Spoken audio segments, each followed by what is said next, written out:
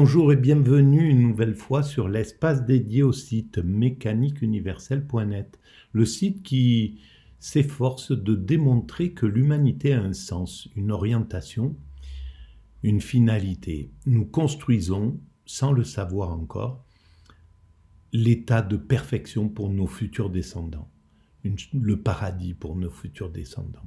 Alors, comme nous n'avons pas de plan bien déterminé, on construit de façon qui semblerait un peu irrationnelle, c'est-à-dire en construisant, détruisant, en faisant des tentatives, des échecs et des rectifications, en utilisant nos pulsions qui nous conduisent à nous affirmer aux dépens d'autrui, à la guerre, voilà. Mais c'est aussi des moyens de construction, curieusement, de cette perfection. Et on est un peu contraint, tant qu'on évolue de façon inconsciente, on est un peu contraint d'évoluer en marchant sur le fil du rasoir, avec toujours une sorte d'épée de Damoclès, de capacité à nous autodétruire ou à... voilà, il y a une sorte de danger, on évolue avec un sentiment de danger qui est présent. Voilà, en ce moment, par exemple, c'est avec le conflit qui s'éternisait entre la Russie et l'OTAN, on va dire, hein, et cette possibilité de déflagration nucléaire. Alors, globalement, l'humanité, elle arrive à gérer les choses. Jusqu'à présent, elle a flirté avec le pire, mais ça n'a jamais été le pire qui l'a emporté. Voilà, ça c'est pour l'introduction. Et donc cette finalité, pour moi, c'est l'accession à la mise en commun de tout, à la paix universelle. Le paradis, c'est un peu comme ça que je l'imagine pour le futur. Le 100% écologique, donc un monde qui n'a plus du tout d'impact négatif sur son environnement ni sur les autres espèces.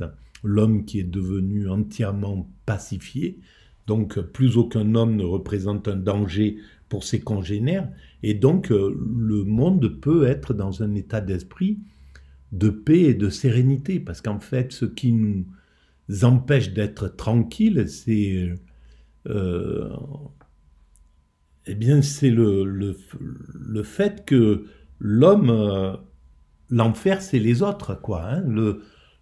L'homme met en oppression autrui. Et tout le monde est sous oppression. Hein. Ça va de celui qui est vraiment opprimé par un système qui l'écrase ou qui l'enferme, etc. Mais le milliardaire qui est à la tête d'une société, d'une entreprise, il est opprimé par tout un tas de choses aussi. Donc il n'y a pas de... On est tous sous cette contrainte. Et donc atteindre cet état de perfection où tout sera construit, finalisé, donc on n'aura plus besoin de construire, donc il n'y a plus besoin de travailler comme on travaille, d'y consacrer la moitié de notre existence.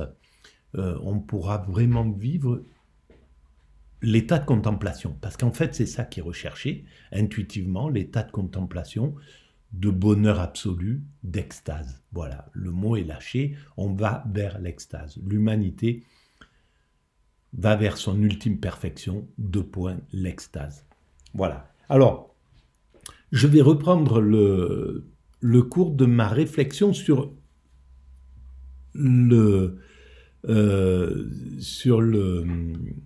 ah mon Dieu, sur le libertarisme. Voilà, sur le libertarisme. Alors, c'est un peu le stress qui fait que j'oublie des choses et j'arrive pas à me déstresser pour parler tranquillement. Je vais essayer, on va voir si ça peut marcher. Et donc là, d'habitude, je m'appuie sur des podcasts de France Culture et là, je vais prendre appui sur la lecture de l'anatomie de l'État de Murray Rothbard, qui est un des chantres du libertalisme. Et c'est lu par... Alors, j'arrive pas à découvrir le nom de la personne qui lit cela. C'est sur YouTube. La chaîne, elle s'appelle Choose Bitcoin. Et voilà, je vais utiliser cette lecture. J'espère qu'il ne m'en voudra pas. Ça fait un peu le coucou qui va s'installer dans le nid de quelqu'un. Bon, c'est plus pour travailler sur autre chose. Mais bon, voilà, on va utiliser cette lecture. Donc je lance et puis je mettrai mon grain de sel sur ce que pense Murray Rothbard sur la façon dont il entrevoit le libertarisme. Allons-y. Bienvenue dans ce nouveau podcast. Aujourd'hui, je vais vous lire les premiers chapitres du livre « L'anatomie de l'État », écrit par Murray Rothbard en 1974. Donc cet ouvrage, signé par l'un des penseurs majeurs du mouvement libertarien, propose une critique radicale et sans concession du rôle de l'État. Un véritable choc intellectuel, ce livre puissant peut être perçu comme clivant. C'est justement ce qui fait tout son intérêt. Je mettrai le lien. Peu importe votre opinion, je vous invite à l'écouter avec un esprit critique. Vous pourrez ainsi confronter les idées de Rothbard au courant keynésien ou socialiste qui domine largement les débats économiques et politiques aujourd'hui. Ce livre s'inscrit dans le courant anarcho-capitaliste qui prône l'abolition de l'État au profit d'une société reposant sur la propriété privée, les contrats volontaires et des institutions décentralisées pour des services comme la sécurité ou la justice par exemple. Le mouvement considère que les marchés libres et la coopération volontaire sont les moyens les plus efficaces et éthiques pour organiser une société tout en respectant pleinement la souveraineté individuelle. Donc, cette vision radicale repose sur une critique profonde de l'État perçu par Rothbard comme une entité coercitive et parasitaire. L'auteur y développe des arguments en faveur d'une société sans État où les individus pourraient interagir librement et pacifiquement. Si l'idée d'un monde sans État vous semble extrême, sachez qu'il existe aussi des auteurs proches de Rothbard qui ne vont pas jusqu'à prôner l'abolition des États, mais qui défendent une réduction drastique de leur rôle, limitée à des tâches purement régaliennes. Donc je vous mettrai un lien pour commander ce livre qui coûte quelques euros sur Amazon. Et commençons sans plus attendre la lecture du premier chapitre. Voilà. Chapitre 1, ce que l'État n'est pas. D'abord, remercions la clarté et la façon limpide de nous expliquer le travail de Murray Rothbard et puis de le situer dans le libertarisme. Voilà, merci. L'État est presque universellement considéré comme une institution de service social. Certains théoriciens vénèrent l'État comme l'apothéose de la société. D'autres le considèrent comme une organisation aimable, bien que souvent inefficace, pour la réalisation des buts sociaux. Mais presque tous le considèrent comme un moyen nécessaire pour atteindre les objectifs de l'humanité. Un moyen à comparer au secteur privé et qui souvent gagne cette course aux ressources. Avec l'ascension de la démocratie, l'identification de l'État à la société a redoublé, jusqu'à ce qu'il soit courant d'entendre des propos violant presque tous les principes de la raison et du bon sens, tels que « l'État, c'est nous ». Le terme « nous », utile, a permis de jeter un camouflage idéologique sur la réalité de la vie politique. Si l'État, c'est nous, alors tout ce que l'État fait à un individu est non seulement juste et non tyrannique, mais également volontaire de la part de l'individu concerné. C'est pas parce qu'on dit que l'État c'est nous que l'État ne serait pas tyrannique, évidemment. Dans l'absolu, l'idéal, ça serait que l'État ce soit nous et qu'il nous aime comme on voudrait comme on peut l'aimer, qu'il nous aime autant qu'on l'aime. En somme, ne fais pas à autrui ce que tu ne veux pas qu'on te fasse. Donc l'État devrait avoir ce principe-là. Ne fais pas à tes concitoyens, à tes citoyens, ce que tu ne voudrais pas qu'on te fasse. Et évidemment, on n'est pas dans un monde parfait. Donc l'État, il a ses failles, et c'est ces failles qu'il faut travailler. Alors, est-ce que moi, mon idée, c'est qu'il faut travailler sur l'État, sur les défauts, les failles, tout ce qui conduit un État à se corrompre d'une certaine manière, tout exercice de pouvoir se corrompt, et l'État, lorsqu'il est dans une sorte de toute-puissance, où il n'a pas des garde-fous suffisants, eh bien il va se corrompre naturellement, mais comme n'importe qui aurait ce problème-là. Dans un système où on laisse la liberté à un système dominant, n'importe lequel, il va finir par en abuser. C'est pratiquement une obligation, en dehors d'être des saints. S'il n'y a que le saint qui pourrait avoir la toute-puissance et puis ne pas en abuser. Mais bon, c'est pas humain, quoi, en règle générale. L'administration a contracté une énorme dette publique devant être payée en taxant un groupe au bénéfice d'un autre. Cette réalité du fardeau est obscurcie en disant que nous le devons à nous-mêmes.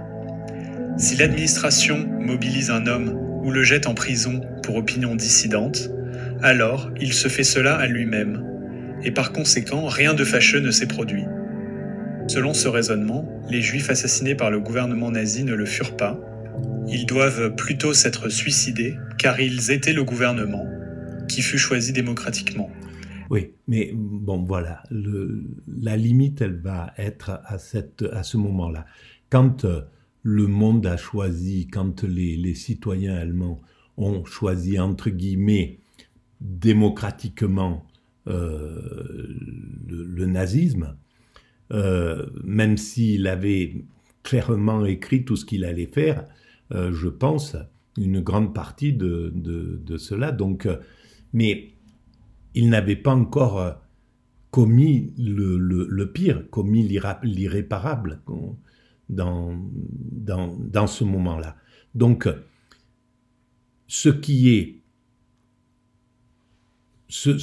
pose un problème, c'est qu'il s'est fait élire en disant « Je vous inquiétez pas, je vais respecter toutes les règles de la démocratie, etc., etc. » Et puis, en fait, il a utilisé complètement autre chose. Dès que le nazisme a pris le pouvoir, il a commencé par interdire le Parti communiste, les syndicats très rapidement, mettre en prison les dissidents, etc. Mais c'était pas prévu quand les gens sont allés voter et qu'ils ont élu s'il a été élu démocratiquement. Donc là, il doit y avoir un mécanisme, il faudra trouver des mécanismes qui font que le peuple peut se révolter contre un système comme ça. Et là, évidemment, le système américain qui permet aux êtres humains qui tomberaient sous la coupe d'un système dictatorial pourrait se révolter et mettre en l'air ce système. Donc là, c'est vraiment autre chose. C'était pas prévu au programme ce qu'il allait faire. Donc on peut pas faire rentrer cette vision pour démontrer que l'État est négatif. Et de fait, tout ce que le gouvernement leur fit était volontaire de leur part. On ne penserait pas nécessaire d'insister sur ce point, et pourtant, un noyau écrasant de la population soutient cette illusion à un degré ou à un autre. Non, je pense que... Nous devons donc souligner que nous ne sommes pas l'administration. L'administration n'est pas nous. L'administration ne représente en aucun sens rigoureux la majorité de la population, mais, même le fût-elle, même si 70% de la population décidait d'assassiner les 30% restants, il s'agirait toujours d'un meurtre et non d'un suicide volontaire de la part de la minorité massacrée. Bien sûr, mais ça c'est toujours pareil, ça c'est inique, c'est interdit, voilà, le meurtre est interdit, l'abus d'autrui est interdit. Une administration, normalement, elle ne doit abuser personne, elle doit être là pour servir les concitoyens. Donc, et à la limite, les services publics devraient être que éduqué à la bienveillance pour être un système complètement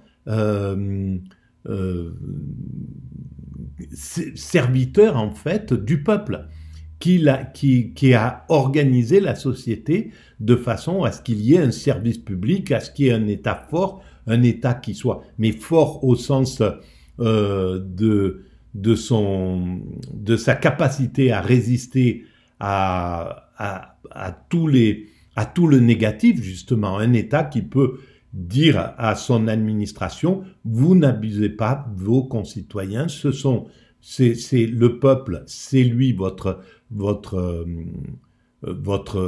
souverain, et donc vous devez avoir la bienveillance envers chaque être humain qui franchit la porte de votre mairie, de votre système, etc., et le traiter avec le plus d'amour possible. Voilà comment ça pourrait se gérer.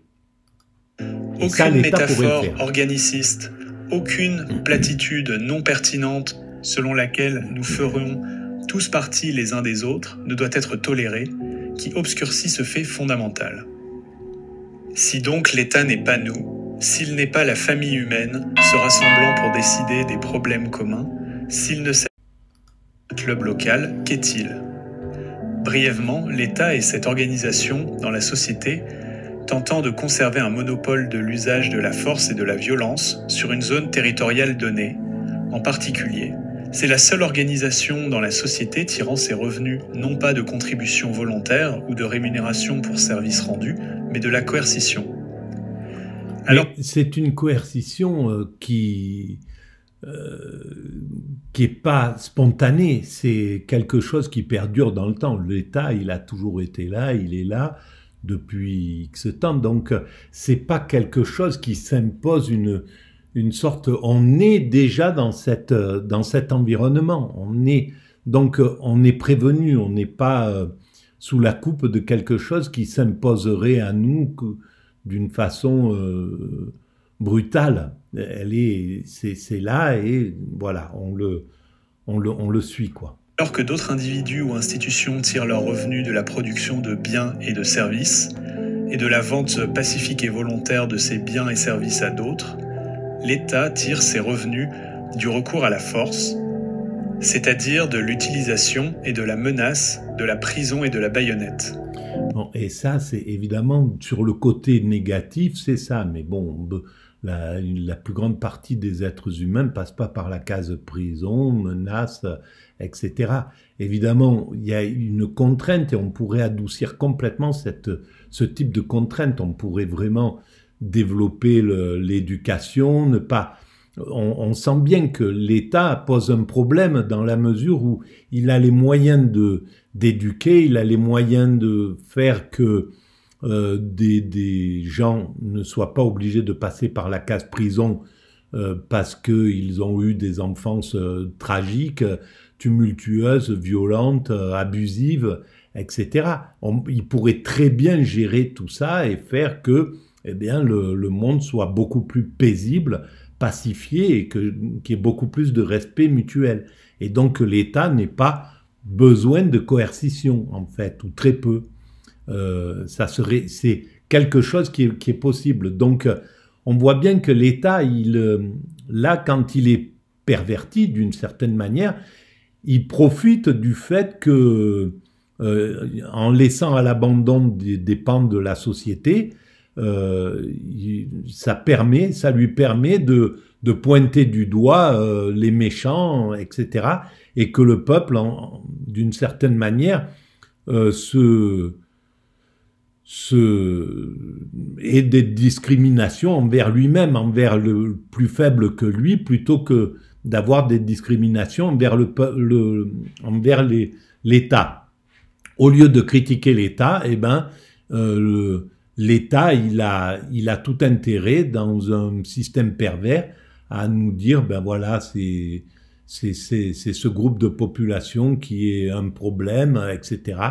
Et donc, évidemment, mais c'est de la perversion, c'est pas un État convenable, on va dire. Donc, il parle pas d'un État convenable, en fait, Murray Rothbard. Bon, je vais arrêter là pour cette vidéo et on va la découper en plusieurs morceaux. Voilà pour la première étape de l'anatomie de l'État, Murray-Rothbard. Voilà, à très bientôt. Merci